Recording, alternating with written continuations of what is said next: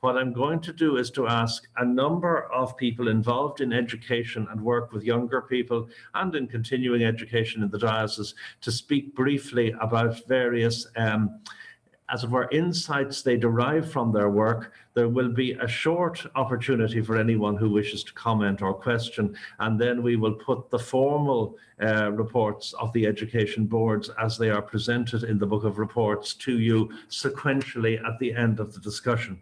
So to introduce a general presentation on education and ministry to young people, we're going to start with Alex Morahan, who's chaplain to Kilkenny College, and will talk to us for a few minutes out of that context and mindful of the wider needs of the age group with which he primarily deals. So over to you, Alec. We're glad to have you.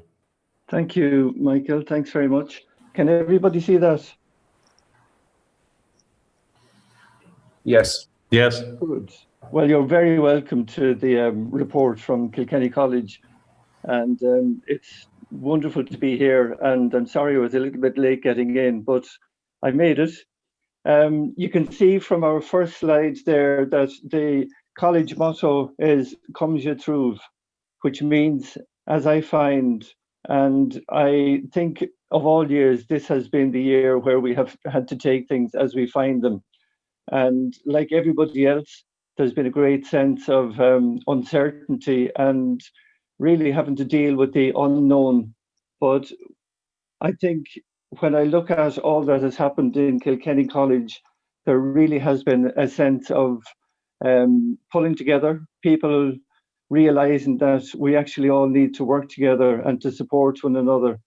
And it's been absolutely amazing for me. It's a fairly new role for me, but it's been terrific to see all the preparation that was done for boarding, for the day students, for dining areas, study, sports, extracurricular, the nurses and the medical centre, introducing the new first years, all the young boys and girls, bringing in new staff, office and administration and maintenance. It's been an absolute minefield, and a huge amount of work has happened and taken place. And I personally have been so impressed with it. I'm constantly impressed with the way things happen in Kilkenny College. And I hope that in 10 years' time, when I'm still there, that I'll be saying the same thing. The Board of Management have been a huge support to us. The Board of Directors, that little thing is in my way there. The Board of Directors, the Parents Association, the COVID response team in the college, the senior management, Mr. Thompson, Mr. O'Keefe, Miss Langrel and Miss Claver Ryan. They're a phenomenal team, and I could never speak highly enough of them. The boarding staff in the boys and girls boarding houses who have worked right through the summer, the teachers who have just done so much since they have come back in, and even before they came in during the whole lockdown period, they were working day and night, and so impressive. The students have been amazing, outstanding in the way they have adapted to very strict regulations in the school, and they have done so much so well, so positively. The SNAs, yourself, Michael, the Bishop, you've been a wonderful support to us, and the maintenance crews, and Mr. Mert Larkin, our Chief Operations Officer. At the start of the year, we had 144 first-year students beginning, with 920 totally in the school. And we had support for new students from the following. There's a list there of the prefects, the dorm mentors, the dorm prefects, and the boarding house staff again. There has been phenomenally all of these activities, and probably many more, have happened and continue to happen. And even last week, the Bishop joined us for our assembly, and I could see a sense of surprise, and he almost took a step back when he came in and realized how normal life was in the college.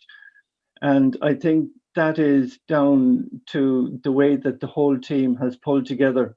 And all of these activities are ongoing, and we're constantly looking at ways of adapting and making sure that there's a sense of normality in Kilkenny College. And it is very normal, even though people are going around trying best they can to be socially distant, trying to wear their masks and to use their hand sanitizers and to respect, whatever it is that's going on for anybody else. We have, on the next slide, I have what I would say some of the main challenges that we've had to contend with. Anxiety has been huge among the student and among the teaching and the support staff in the place. I think a lot of people are struggling with a lot of anxieties. There's a lot of stress. The mental health of people, we're constantly aware of it and aware of the need to support them. And there is an element of anger. People are angry that they have lost so much, that people in their lives have died without them getting an opportunity to see them. Things haven't worked out the way that the students or the staff or many of us would have hoped or expected. The college has been challenged to maintain health and enthusiasm, and it can be very hard to keep that enthusiasm when you begin to wonder where is the light at the end of the tunnel.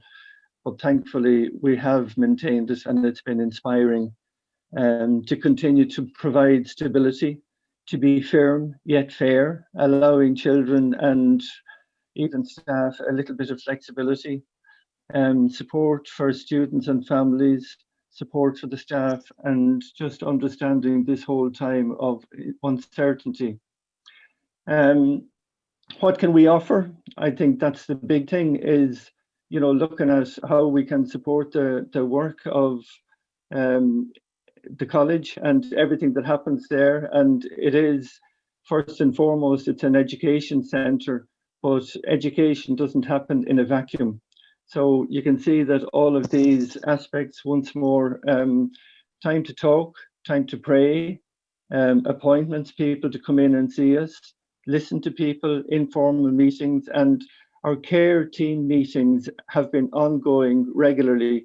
And every week we look at individual formed year groups, and we have the nurse, guidance counsellors, the senior management, the boarding house staff, and we have myself and others who sit down and look at the student body, and look at the individual needs of different children, where they're at and what's going on for them. We offer care, support, understanding, resilience, and hopefully an element of fun as well. We have good times and moments when we get to laugh. And I like this following slide because we have a lot of talk about the pandemic, and I have renamed him Pandemic because I don't want to I don't want to get totally overcome by pandemic. I think we need to realize that he will be sent packing, and when the virus is finally taken care of and our treatment is available, we will return to a sense of normality. Kilkenny College is a place that's full of hope, and it has the best facilities for a wonderful school, wonderful college, for the wonderful staff and students that are in it. It's an honor and a privilege for me to be there. And I personally am constantly inspired by the leadership and by the pulling together and the enthusiasm that I see in the place. That's a beautiful picture that appeared on our Twitter account, I think, and it's the pitches, the hockey pitches and rugby pitches waiting for action. They're not just waiting because they're busy already, and even games are happening from a social distance. And last year, I think when we got to, I'm not sure what the name of the game is, I'm still learning, but when we got to one of the rugby finals, this is a picture taken of our support, and we will get back to these days again. We are we're resilient and we're strong and we're a wonderful place. So I could go on, and I'm aware, Bishop, that you'd like me to be as brief as possible. So with those few words, I thank you and I wish you all well. Okay, thank you very much. Thank you so much, Mr. Morahan, for your presentation. We wish you well in the evolving richness of your own ministry, and we thank you and your colleagues and the Principal, Mr. Thompson, for all you do and for that hopeful report. And I'm not sure whether pandemic is a designation I might in future consider applying to myself. But I'm now going to resume standing orders because we are returning now to those who are, as it were, already members of the House. And the next input, to use that awful word, about various layers of education among us is the Dean of Loughlin, who will talk about what has been his adult education brief.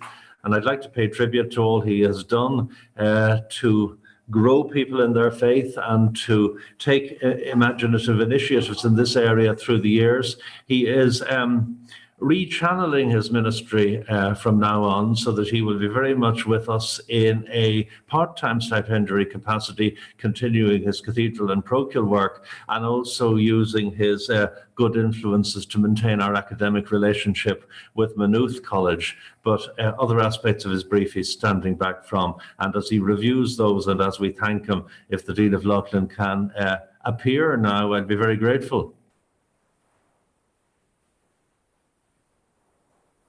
You can hear me, yes.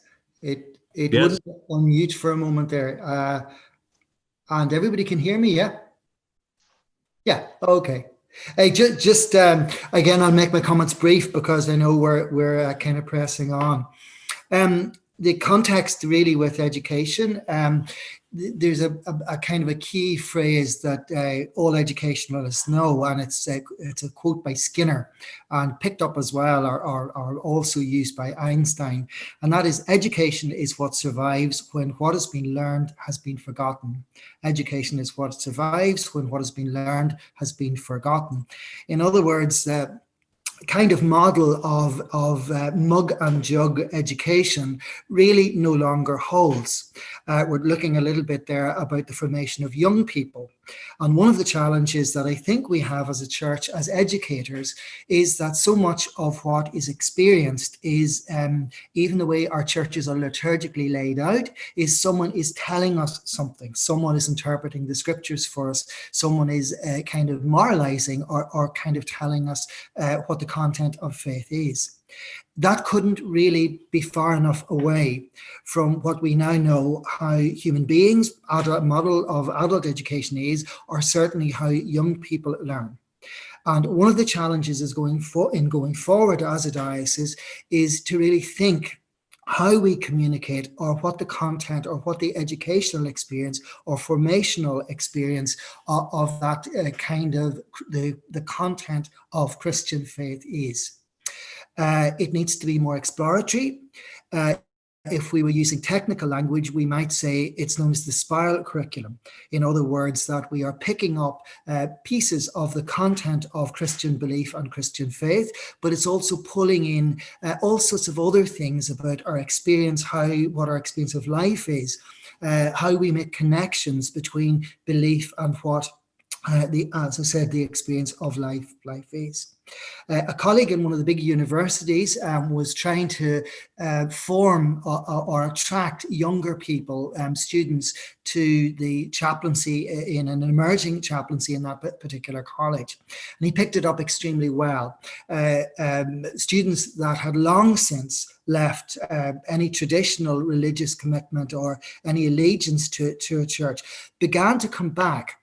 And they began to come back because his presentation of the scriptures was one that had an ownership by everyone, that people were allowed to query, to explore, to ask questions. And there was this general kind of sense of a growing ownership. Now, one of the things about the way we do church often is this kind of speaking down, this authoritative person, as I said, telling us what we should think or what we should do, sometimes in very sort of gentle ways, but nonetheless, it's a turn off.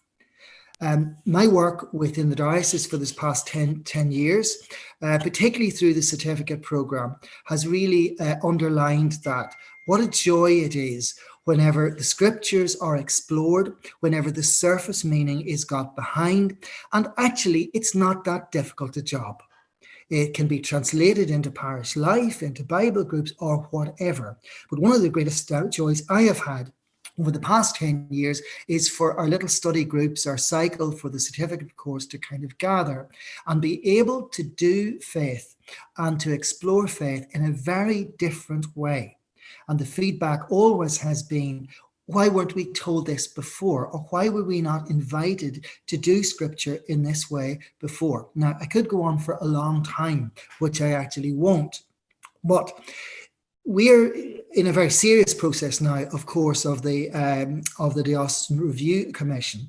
And whilst I can't speak from within that for obvious reasons, certainly one of my kind of enthusiasms in terms of education would be for us all to think much more imaginatively, much more creatively, and perhaps based on more modern theories of formation and education and learning as to how we share the rich tradition of faith and the gospel which we have.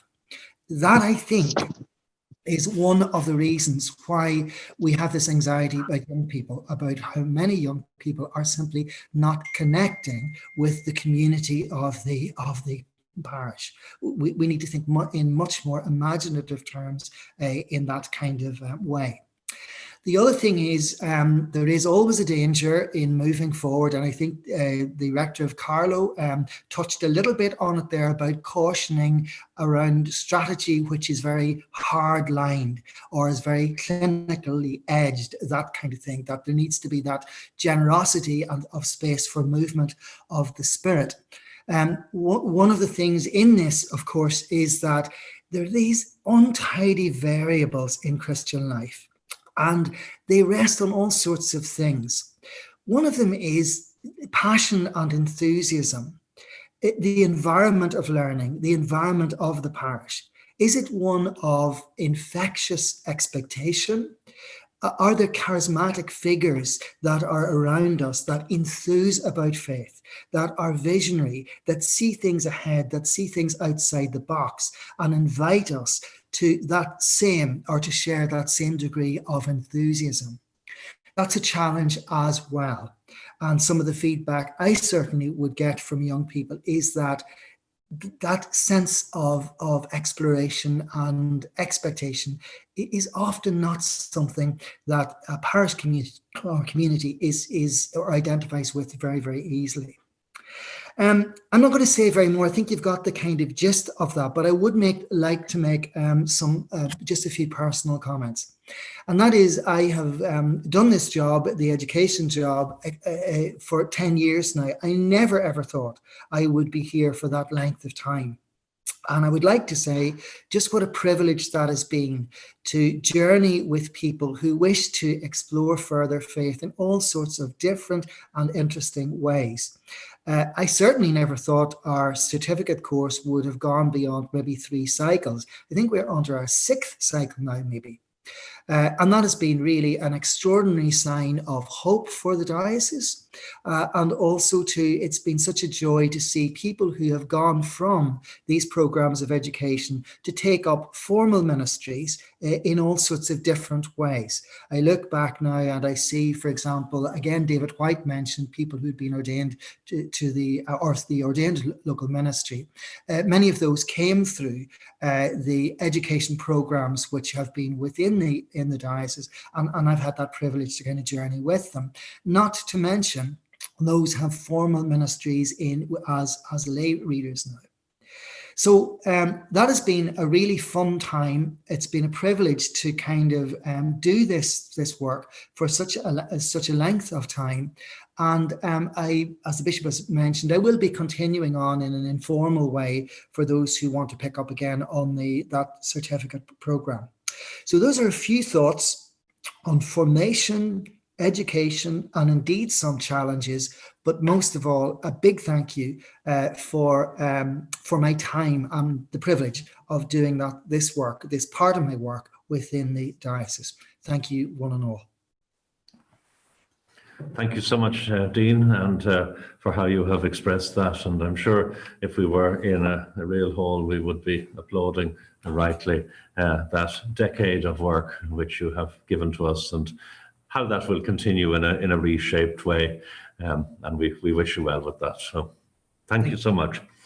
The next speaker, looking at the various levels of involvement we have in the education formation sector, Canon Mulhall, who resources children's work and also oversees children in the safeguarding area. I should also stress we have adult safeguarding too in the diocese, but that's a parallel area. But in relation to children's ministry, is Canon Mulhall going to reveal himself to us? Thank you. Yeah. I suppose one thing that the COVID situation did this year for us, it brought online a huge amount of resources in relation to children's ministry. Apart from what the Children's Ministry Network here of Ireland and of the UK would put forward, there's been a huge blossoming of sites to give resources and activities that are more home-based than they are church-based. And that has been a very fruitful thing that has come out of this year. I suppose looking at our own Children's Ministry Network, there's been a key number of newsletters from springtime to one during lockdown, to one during the summer, harvest resources, and now there's one online for Advent and Christmas as our churches begin to open up and see what may be possible. I suppose another way that has been of spreading the word has been the Facebook page here for the diocese, and Margaret Hawkins has done a huge job in publicising those resources in children's ministry and in the diocesan magazine. Of course, all conferences were cancelled this year. We have just met remotely a number of times here with the Children's Ministry Network of Ireland and of the UK, but I suppose going forward, it's hard to know where that's going to end up as the virus, whether lessons or we can fly again or whatever we can do. So that's the area of children's ministry. That's where that's going. I suppose safeguarding has been quite an issue to address during lockdown, because parishes are requesting training, and no training has happened here in the diocese since March. There was talk about doing online training, but how satisfactory that is, it's very much an open question. And I know there are many places have requested training, but hopefully as we move into 2021, training can happen again. This year in 2020 was also a triennial evaluation year for safeguarding, and that was put on hold given how difficult it would be to do triennial evaluations, which had to be evidence-based this year, to put that on in a format like this, because I would be asking rectors to go around to all their churches to photograph their notice boards and to photograph all sorts of stuff and then present it on an online format. And I think that might be too demanding for some of us anyway. So I suppose I look forward to hopefully that we can complete the triennial evaluations in 2021. And if we can't do it by face-to-face, we may have to do a self-audit, but we need to put something in place to be legally covered for how we're, I suppose, advancing the principles and policies and procedures of safeguarding in the diocese. Again, back in January of this year, the child safeguarding statements were to be reviewed and renewed across the diocese. But again, that was put on hold, not because of COVID, but because of the compliance and implementation section of TUSLA asked that they'd have a look at was our format for doing the child safeguarding statement and the child risk assessment in relation to harm. Was that up to speed with the Children's First Act of 2015? And quite a considerable amount of work was done on putting templates forward for the child safeguarding statement, and they have now been agreed with TUSLA and have been passed by the safeguarding board and will be sent out to each parish in the diocese in the next week or next couple of weeks. And it's envisaged that they would be completed by the end of February of 2021. And I'll also be sending out notifications that there will be online training sessions, be about 5 altogether, happening at different times during the month of January for people if they want a heads up on how to complete the child safeguarding statement and risk assessment. They're on the 12th, the 19th and the 26th of January. I will send out the dates and times when those meetings are going to take place. And the new template for the child safeguarding statement is a kind of a central church statement, but that needs to be, I suppose, fashioned to meet particular risks and particular circumstances in each parish. But notes will go out with it to say how it should be fulfilled. And that's the big thing about the review of the child safeguarding statement and the risk assessment, that we'd be hoping that it would be completed by the end of January 2021, as is a legal requirement of the Children's First Act of 2015. Another issue that is being addressed is the need for the online safeguarding return compliance forms. And there's been a very slow take up by parishes to complete them, because they are now sent in centrally to Church House.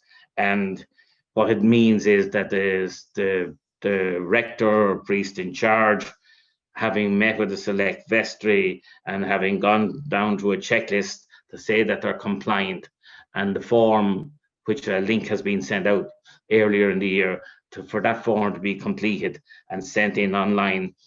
But having spoken to a few people over the last while, I will resend that link, and hopefully we can address the completion of the safeguarding compliance return form in the near future.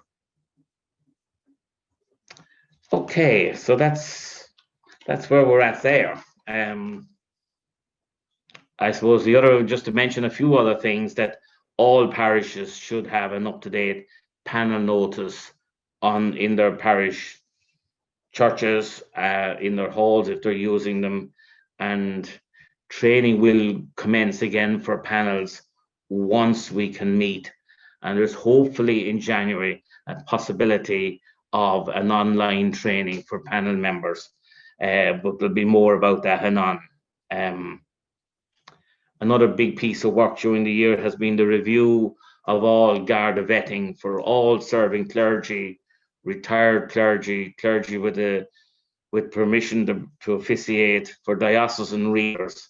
So it was identified those who needed to be re-vetted, and Garda vetting invitation forms have been sent out, and about maybe a 45% return rate has come back on completed forms. So that's something, if you are in that category of a clergy person or a reader, or hold a diocesan remit where you need a Garda vetting form, maybe if you haven't completed it, maybe it would be good if it was completed, that we can draw a line under that piece of work.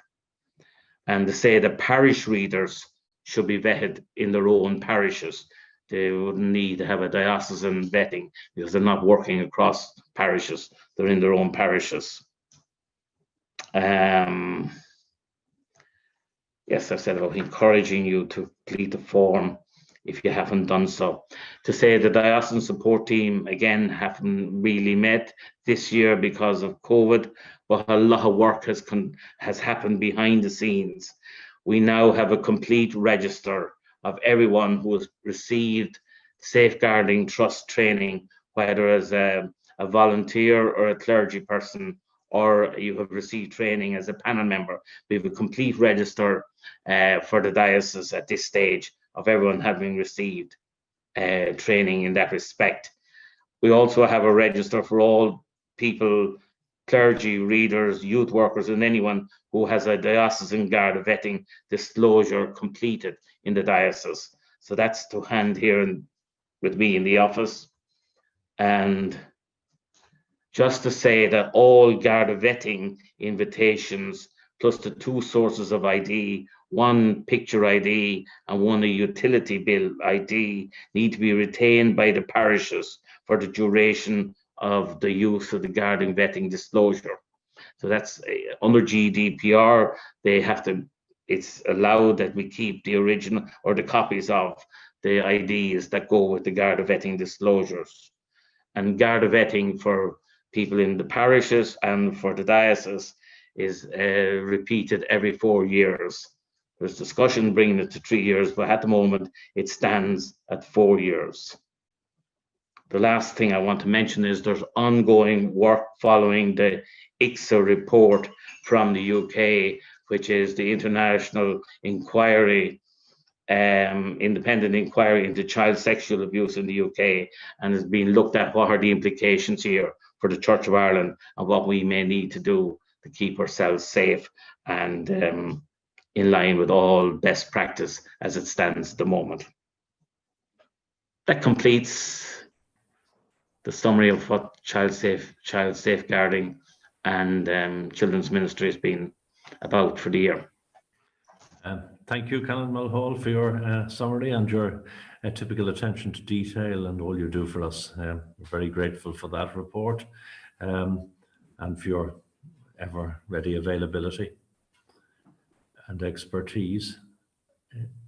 Now, I think we will allow ourselves before lunch if Ms. Carolyn Good is available and can give us the final of these sets of pictures of engagement with people that, particularly in their younger years, and you're going to say some words out of the primary sector. Yes, thank you, Bishop. Bishop, when you asked me a number of weeks ago to speak about primary schools at this unusual online synod in the midst of a global pandemic, I suggested that I would try to speak about the positives of teaching alongside COVID-19. And what a task I have set myself, but I am going to try. A wise rector once said, constructive criticism is welcome, but remember, for every one negative, you should have 2 positives. Well, I'm not sure if I can list 2 positives for every negative. There are quite a few negatives, let's face it, but I have found 5 school-based positives to share with you, following our experience over the last 8.5 months. On the 12th of March, shortly before midday, schools got word through the national media that we would close at 3 p.m. that afternoon. None of us realised when we locked the doors that day that our buildings would not open again until autumn. We reopened in a very different world, and our school communities are forever changed by our experience. We faced many challenges as we navigated our way through distance learning, with no experience and very little support. We spent the summer preparing for reopening, all the time scared and trying to hide that, in my case in frantic busyness. We opened and we got past the initial expected hurdles, and then we hit the unexpected ones. You've heard much of the challenges that our parish schools have faced. Many of you here are connected to a parish school in some form. Many of you were involved in reopening. I would like to thank you for your help. I'd like to commend Margaret, the editor of the Diocesan magazine, for including regular articles from the schools. We really appreciated your interest and support. It was a tough time, but we knew we were part of a wider Church of Ireland community that would pull together around us. And so, to the 5 positives that I have observed. When we reopened, the buzzword was, and still is, well-being. The Department of Education, the National Education Psychological Service, the Inspectorate, the Patron, and all of the stakeholders in our schools reminded us that the key message was to get the building open and to mind each other. While well-being has always been a priority in schools, we now see well-being in very practical terms. We've become more observant and are better at asking the obvious but very important questions. Are you okay? What can I do to help? We're intentionally planning for well-being in our schools, appointing staff members with specific roles in well-being, prioritising events that boost people. In our school at the moment, we've just finished parent-teacher meetings by phone and by Zoom, and we're now in the middle of recording our nativity play, preparing for our Zoom carol service, our COVID-compliant staff Christmas lunch, and Santa's socially distanced visit at the end of term. Lessons are of course important, but these are the events that make us smile. That's well-being in action. Positive number 2. It doesn't happen often, but we were given curricular autonomy, permission to prioritise core and well-being subjects. We have permission to pare back and to identify in each individual school where our focus needs to be. The inspectors told us that they would be available to us in a supportive role rather than to assess. Teachers are enabled to observe, to evaluate, to choose and to teach what they see as practically needed. We've been freed from the guilt that drives us to participate in everything. For the first time in my career, I'm enjoying the freedom to say, no, I'm not taking part in that competition or that event. I'm teaching, plain and simple, not toing and froing between matches, library trips, outings, all very worthy events, but it is so lovely not to feel I have to do them. Children are also telling us that they're enjoying doing fewer activities after school and at the weekends. What does that tell us about the merry-go-round that is our usual lives? The third positive I've experienced was enjoying shared leadership. While it was at times very isolating for principals, for many principals, the people around us stepped up. There was a huge willingness to help in our school communities. Boards of management, staff and parents understood the enormous challenge and logistical hoops that reopening would entail, and they helped us share that burden. What a baptism of fire for our new boards of management. They took office last December, all volunteers. They're only now completing their first module of training for those roles online, and yet they stepped into the ring with us and they ensured that schools had the resources, the facilities and the paperwork necessary to open. The fourth positive in my list is the opportunity to reimagine values. We should all be rewriting our school mission statements right now, because never have our values been so evident. We have to put our limited energy where it matters most, and so what matters most is visible. In fact, it's palpable. For our parish schools, our focus is on relationships, communication and empathy. Distance learning taught us that it has huge limitations. Teaching and learning is all about connection between humans. It's all about relationships. Fundamental in fostering good relationships is good communication. And we have been challenged to think again about how we communicate. For many schools, the shift in spring to online communication was very difficult. Schools and families had to learn how to communicate in a new way. As we returned to school, we're still struggling and we're still figuring it out. This week, I spent 8 hours after school phoning 29 parents for what was supposed to be a 10-minute parent-teacher meeting. But in all cases, they and I wanted to talk, to connect. I missed the chat at the school gate that's not possible anymore due to COVID. I never thought I would say it, but I missed the surprise parent turning up at my door at 9 a.m. for a quick chat before school starts. We had a lot of incidental conversations to catch up on this week, and I enjoyed parent-teacher meetings more than ever before. Our communication has changed, and in many ways it's more honest. In my experience, relationships are stronger now than before, and I value them, maybe a little bit more too. Teachers like to think that we're spontaneous creatures, open and willing to change often. But of course, as you all know, probably better than we do, we are in fact creatures of habit. And so in reality, we often do things the same way from year to year. It has been incredibly difficult, but also incredibly liberating to be forced to think outside the box. And so the fifth positive to come from pandemic teaching is creativity. As we progress through the school year, we've had to think about new ways of doing things. It is uncomfortable to be pushed out of your comfort zone, but we have no choice. If we want to function, we have to find a way to do it. I've developed new skills over the last months, as have staff and pupils. I'm surprised and delighted to see people open themselves up to change and to try new things. There's a pioneering spirit around us. Again and again I hear, let's give it a go. It will either work or it won't. And if it doesn't, we'll try something else. Vulnerability has actually made us braver. Our schools are not just operating in a pandemic. We are finding ways to thrive. Along with the obvious stresses and pressures, all of us are experiencing success in many areas and not just in academics. I'm reminded of kintsugi, the Japanese idea of repairing broken ceramic with gold.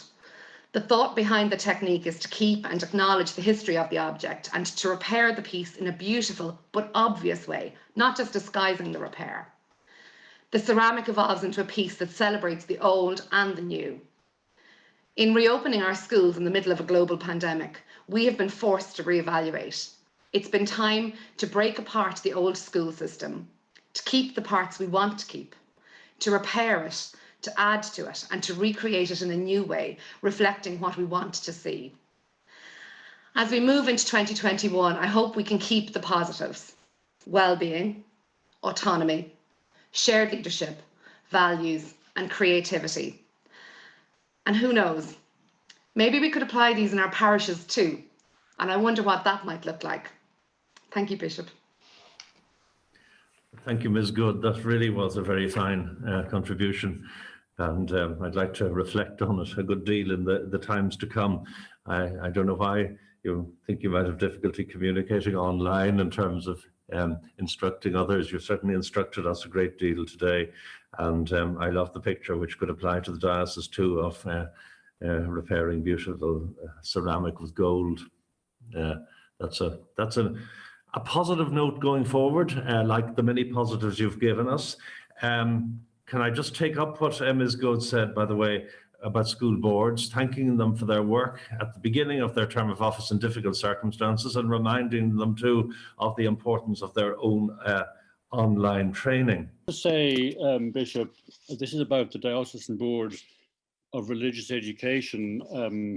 We weren't able to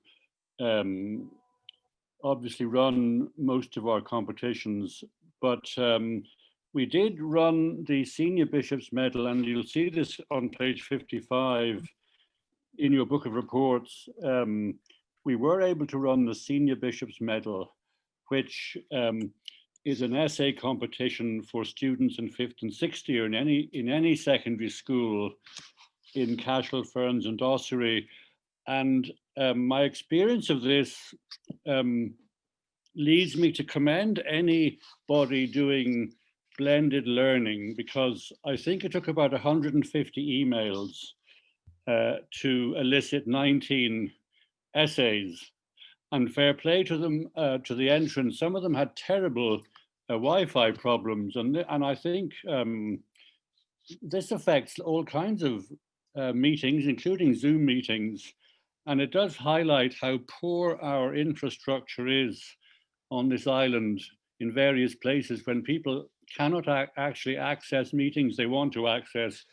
But anyway, I'd like to thank the Reverend Trevor Sargent, who judged the competition this year in a most meticulous way.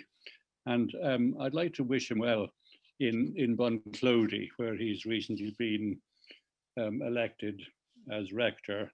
That's really all I want to say, Bishop. I do want to, I think I need to propose the re-election of the committee. Is that right?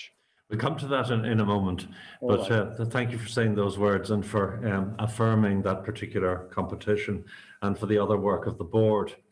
Thank you, Canon Harvey. I don't think any other things have appeared in the chat box except a myriad of messages to Mrs. Hughes, which I hope she'll get a chance to read. We'll preserve these. I presume they get preserved too, yes. What I'm going to do, first of all, is really doing it from the chair in the name of the honorary secretaries, rather than having further speeches. Have we a poll for this about the education boards?